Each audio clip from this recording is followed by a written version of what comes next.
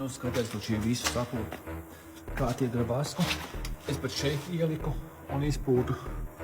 Tāpat es arī slieksim, kur ir tā iekšējā malas, tur izpūtu. Tā kā visas tās puses arī ir sapūsts. Ko var redzēt visu.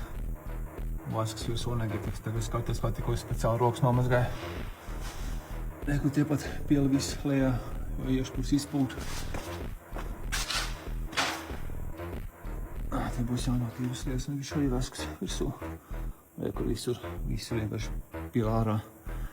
Bet, nu jā, tās liekšiņākas puse ir beigta diezgan, tā kā no viņas vajadzētu pēc kaut kāda, vēlams jau vispār pēc gada pārmetināt, ja vispār to mašīnu grib atsākt jau, bet, tagad reāli vismaz viss būs diezgan labi.